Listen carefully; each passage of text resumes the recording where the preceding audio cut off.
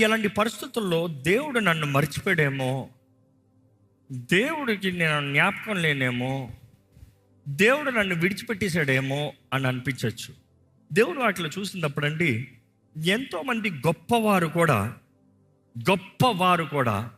గొప్ప అధికారం కలిగిన వారు కూడా, గొప్పగా దేవుని ద్వారా వాడబడిన వారు కూడా, గొప్ప దైవజనులు అని పిలవబడిన వారు కూడా, the man of God, the profit of God అని పిలవబడిన వారు కూడా మెనీ టైమ్స్ వారు డిప్రెషన్లోకి వెళ్ళిపోతాం, వారు ఒత్తిడిలోకి వెళ్ళిపోతాం, వారు దేవుడు ఎక్కడున్నాడు, దేవుడు నన్ను విడిచిపెట్టేశాడేమో అని అనుకుంటాం. బైబిల్లోనే చూస్తాం.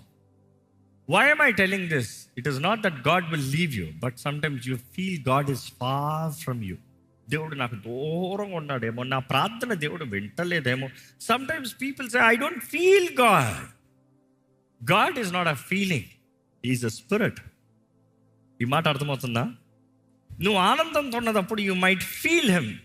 నువ్వు ఆయనకి దగ్గరగా ప్రార్థనలో ఉన్నప్పుడు you might feel him. But sometimes you in pain, నీ జీవితంలో పోరాటంలో, నీ జీవితంలో సమస్యల్లో నీకు ఓటం వచ్చినప్పుడు, నువ్వు పాస్ అవుతానని ఫెయిల్ అయినప్పుడు దేవుడిని నువ్వు అనుభవించలేవు. దేవుడు ఎక్కడో దూరంగా ఉన్నాడు అనిపిస్తుంది.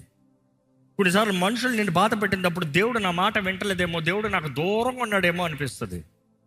కానీ ఈరోజు దేవుడు మీతో మాట్లాడుతున్నాడు.